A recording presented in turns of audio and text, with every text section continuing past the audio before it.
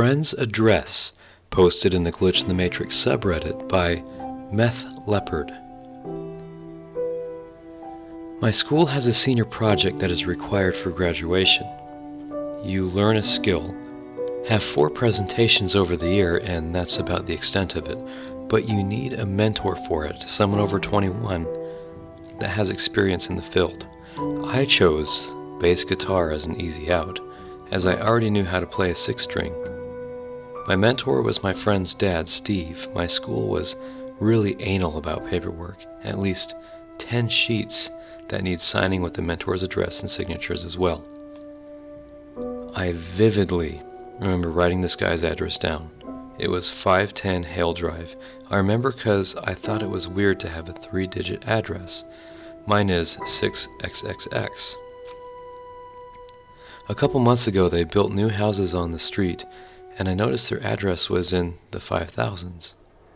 So I asked my friend, and he swears on all he believes, along with his father, that his address is 5033 Hale Drive.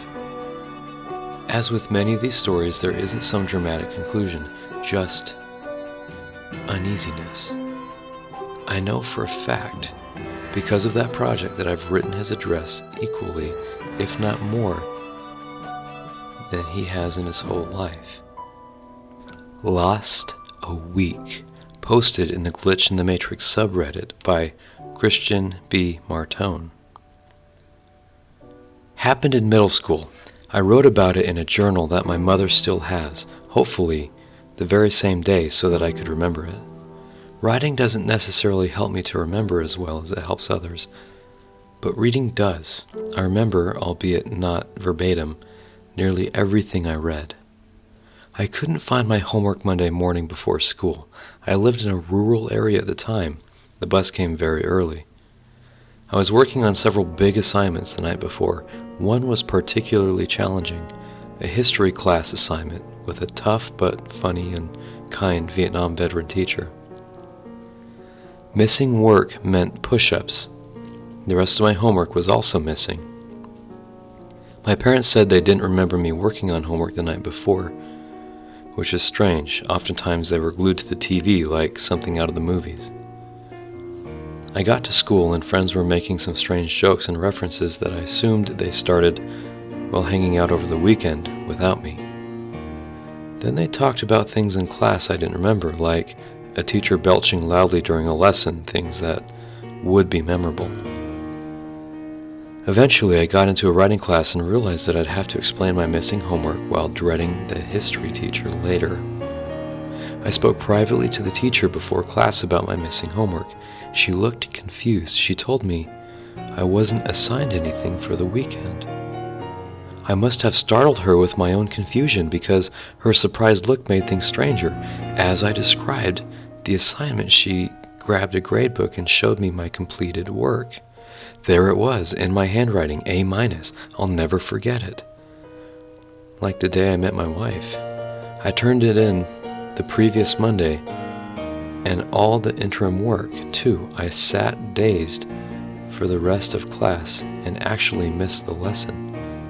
The history class was stranger. I opened my notebook to find a few notes. I was completely caught up on notes. This is stranger, because I had bad allergies early in the class, and once you were behind on his notes, you never caught up. You could only write in the book in the class, and he kept the book, and he went fast. The one day I went to the nurse for Benadryl or Claritin or whatever you have, sent me back irreparably, except I was caught up, and I totally didn't know the material. U.S. history, the section on Henry Clay, so alien to me. I never bothered checking with other teachers about makeup work, and my grades stayed perfect. No one said I acted strange during the week I don't remember. No one has told me anything about a head injury or such thing. No explanation, and I'm the only one who can remember not remembering that particular week. I wish I had that journal so I could share the dates. I know it was in May. I saw Not My Brother twice, posted in the Glitch in the Matrix subreddit by Mr. J. This incident happened 2 times within the same year. I was about 8 or 9 years old, and my younger brother and I shared a bedroom. We had a bunk bed, and he had the top bunk. One night I was laying in my bed with my dog, which is how I know I was awake. Even as a kid, I had trouble sleeping. I had nightmares all the time, so I was fighting closing my eyes. I tossed and turned and noticed a shape at the foot of my bed. I looked down, and it was my brother laying horizontally across the bottom of my bed, with his elbow bent upward and his hand propping up his head. He was wide awake too, looking right at me, with the same look that was always on his face when he was little, a semi-smile. I wasn't creeped out at all yet. Still, I had no idea why he would be laying on my bed, staring at me in the dead of night. I sat up just a little bit and my dog stirred in his sleep. I started to pet him, but didn't take my eyes off my brother. He wasn't moving at all, just still looking at me. So I say, "Brother's name, are you okay?" And right after I spoke, he turned into vapor and disappeared. Now, I was a little freaked out to say the least, especially because my real brother's arm was hanging down over the edge of his bed right above me. The second time, it was also at night. It was a few months after the first time. I'd had too much water before bed and I couldn't wait until morning to pee. So I got out of bed and felt my way to the doorway of my room, which was directly across the hall from the bathroom. From where I was standing, I could see both my bunk bed out of the corner of my right eye and the empty hall and the bathroom. My family never kept nightlights, so even though I could see, I couldn't see very well. I had to rely on moonlight or any plugged-in electronic that gave off a light. So this area of my house was pretty dark, and yet, even though the light was off in the bathroom, I could clearly see my brother in the bathroom brushing his teeth at the sink. He wasn't a shadow. He was in full color like it was daylight. I called his name again, and he started to turn in my direction before becoming vapor again, and the hall and bathroom was once again dark. I stayed where I was, confused. There was no way he could have been in the bathroom. From where I was standing, I could see him in bed, only a shape of him, but I could see that he was there. There was no other path to the bathroom from our room, save for where I was at. He couldn't have gone into the bathroom or back without going past me. As a 6 or 7-year-old kid, he wasn't smart enough to think up an elaborate prank to where he could pull anything like this off. It was weird, and it never happened again. Just a small but strange dream and coincidence, posted in the Glitch in the Matrix subreddit by Beard Journals. Now don't be all, ooh, this isn't a glitch. It's merely a strange coincidence. A small one, I guess. I read this sub a lot and have some really good glitches of my own, but I'm not quite ready to share those yet because, like everyone else, they scare me and make me feel just plain crazy. According to the sub's info, weird coincidences are fine to post, so maybe I'll just start out with this one. Thursday night, all night long in my dreams, no matter what the scenario or surroundings, I was Patrick Bateman. Yes, the Patrick Bateman from American Psycho. Physically, I was Christian Bale, and in my head I knew I was Patrick. I woke up several times throughout the night, as I usually do because I'm a light sleeper with insomnia. And every time I'd fall back asleep, I was still Patrick. And it's not often that I'm able to continue a dream in any way, especially at night. When I finally woke up, I had that lingering feeling about it, that memorable dream feeling that makes you think and changes how you feel for a bit. I just couldn't get it off my mind. Yesterday, I spent the day off and on thinking about it, contemplating reading the book if the library had it or finding a cheap copy of the movie. I've only seen it 3 times total, which is why it's weird that I was thinking and dreaming of it. I've rarely thought about it in the past, but it is one of my favorite horror movies in the long run, so I tried to ignore the feelings from my dream and get on with my day, but it was still a frequent, randomly passing thought. So today I wake up and it's still on my mind. I decide to Google it just to read random tidbits about the movie or book, only to be surprised and confused to see several very new articles posted, one after the other. Apparently, Thursday, the night I suddenly dreamt I was Patrick Bateman all night long, was the Broadway premiere of American Psycho. I had no idea they made it into a Broadway show, much less had any idea that they were specifically premiering that night.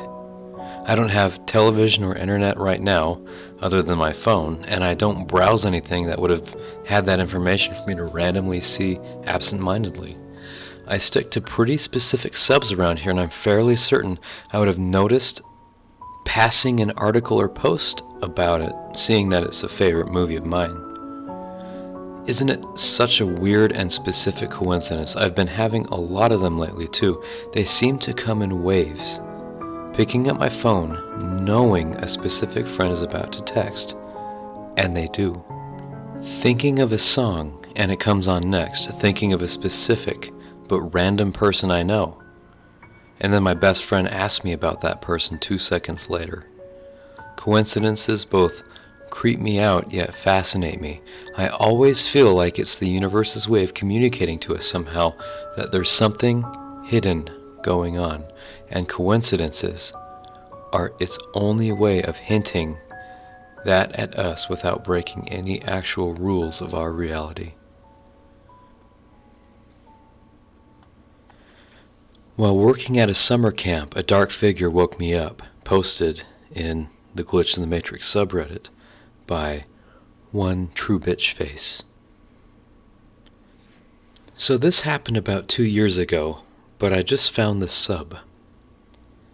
I worked at a summer camp for a couple years. It was 6 days a week where I was on job all 24 hours, so we slept together in a cabin, of course, in different beds. It was my second year, and near the end of the summer, I had a terrible group of kids. They were 10 and 11, and all but a couple were cruel to each other. So I blamed this all on my stress I had during the time. So every night we did devotions because it was a religious camp, although I'm agnostic.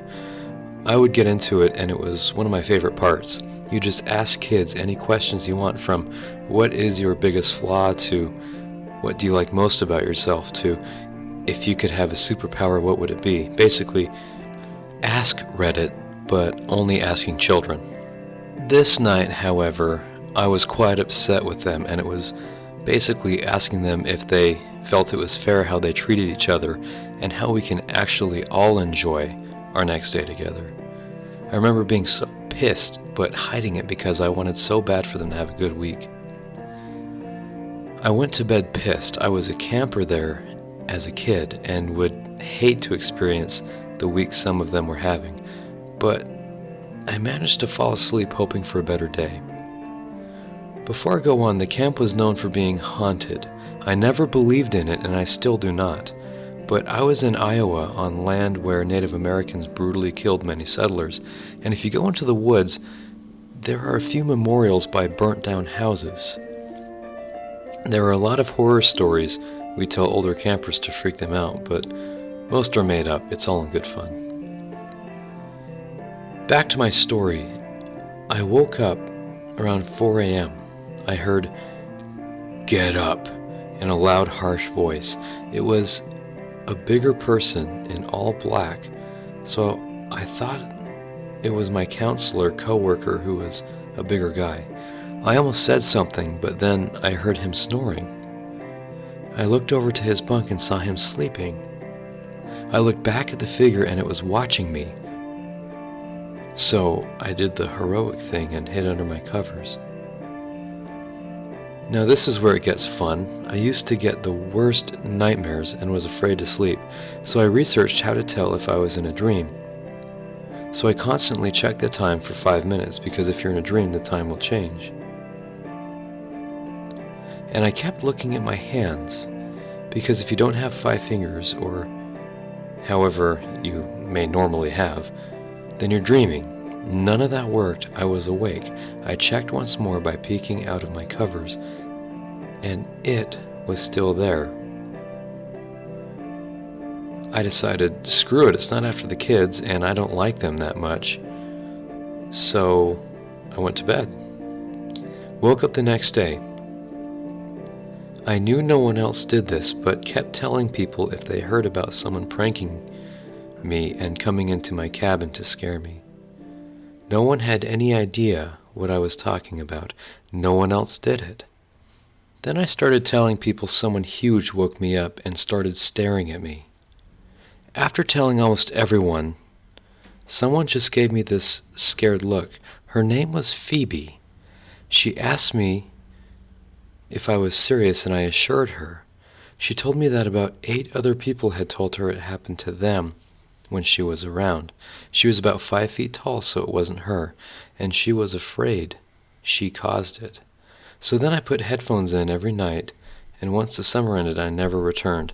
Nothing like that has ever happened again, but for a while, when I woke up, I wouldn't even open my eyes due to being afraid. Appearing and Disappearing Mountain, posted in the Glitch in the Matrix subreddit by Pepe Princess.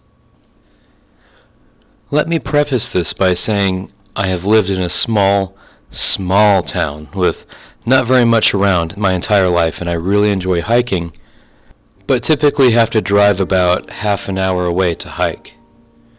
Anyway, the other day I was riding home with one of my close friends. When we got towards the town, we both noticed a mountain in the distance.